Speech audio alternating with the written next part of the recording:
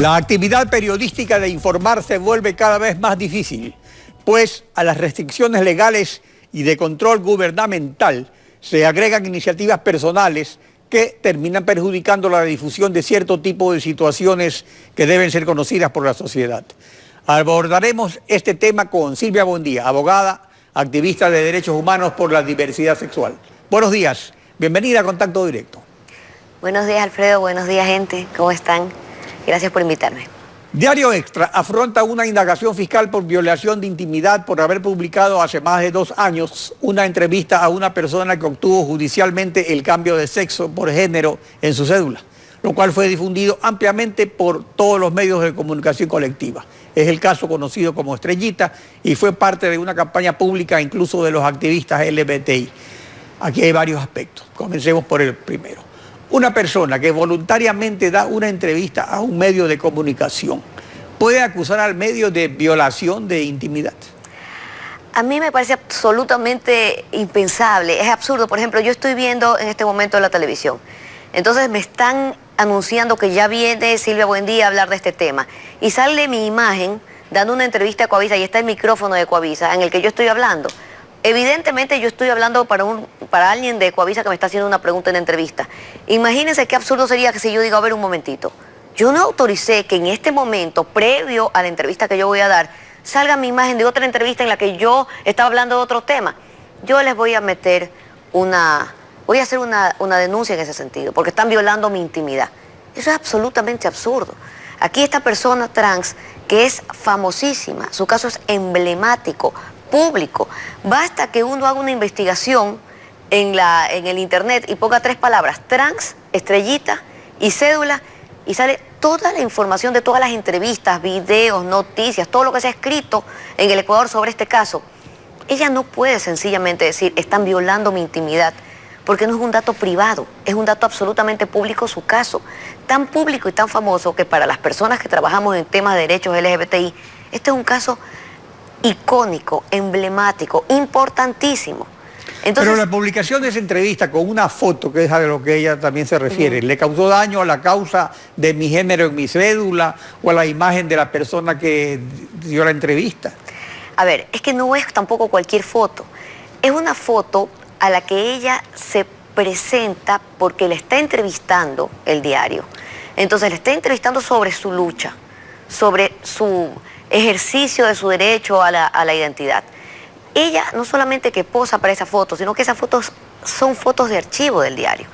Así como hay fotos de archivo de todas las personas que somos de alguna manera algo públicas y damos entrevistas, también hay un archivo de 30 fotos de las 130 que se tomó.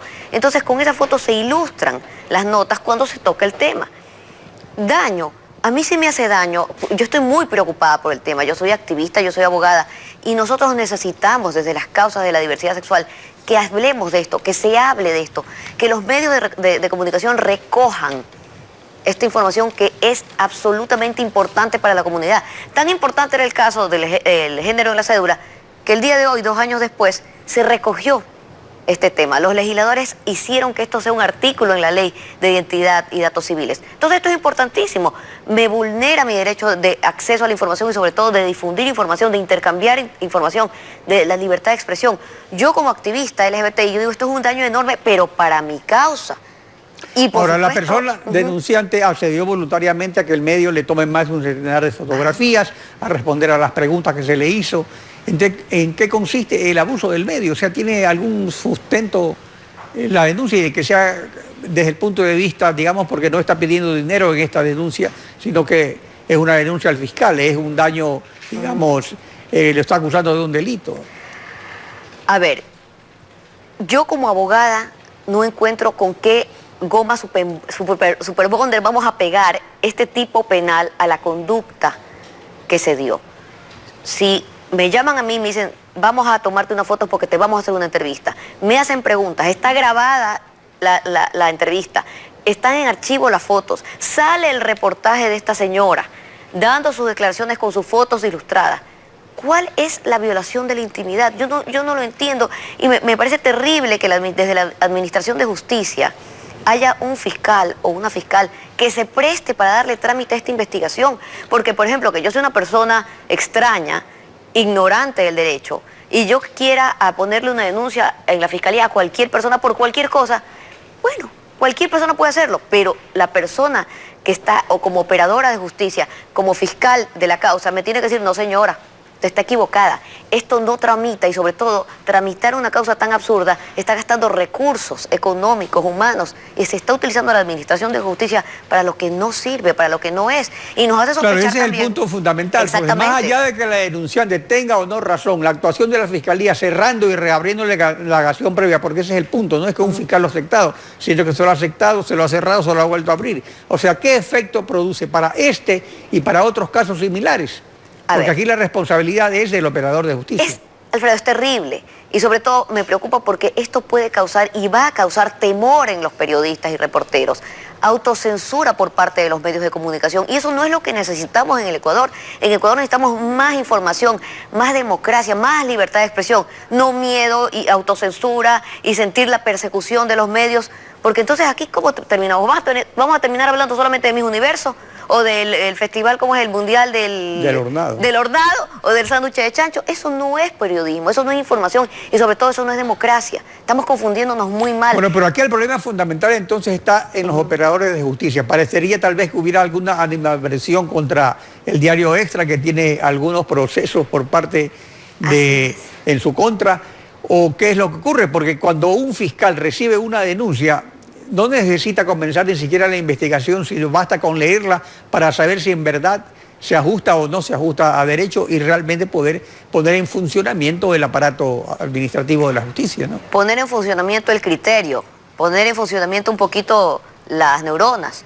Esto a mí me preocupa, me parece un caso de persecución.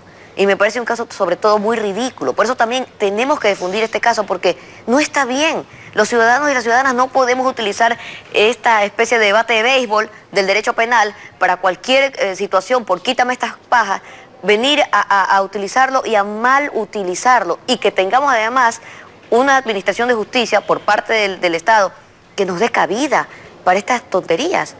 Pero el efecto de la autocensura, que termina convirtiéndose lamentablemente en un hábito, porque si se da por varios años, se termina convirtiendo en un hábito y en una comunidad o en una vagancia también para algunos comunicadores acosados.